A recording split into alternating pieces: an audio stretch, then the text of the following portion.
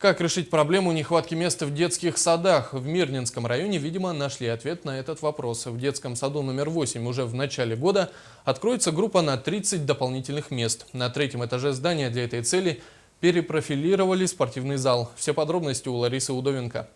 В детском саду номер 8 жизнь идет своим чередом. В музыкальном зале появилась елочка. О том, что этажом выше идет капитальный ремонт, никто из них даже не догадывается. Физкультурный зал скоро станет группой на 30 дополнительных мест. На жизнедеятельности детского сада она не сильно скажется, потому что нам расширили кухню, у нас полностью укомплектован штат.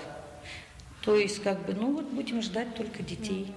Приятный сюрприз. Оказывается, на третьем этаже детского сада номер 8 два физкультурных зала. Один будет перепрофилирован в группы, а другой останется для спортивных занятий ребятишек. Я об этом не знала. Летом в старших группах детского сада снесли перегородки между игровыми комнатами и спальнями.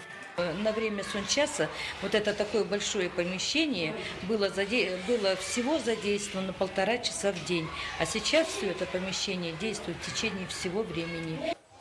Еще одна инновация – кровати-комоды. И педагоги, и их воспитанники уже оценили новинку по достоинству. Удобство в том, что после того, как дети поспят, мы задвигаем, и получается огромное пространство для того, чтобы дети могли играть. Сразу после праздников строители обещают сдать новую группу в эксплуатацию. На капитальный ремонт третьего этажа детского сада номер 8 были затрачены внушительные средства. Районному бюджету дополнительные 30 мест обошлись в 4,5 миллиона рублей.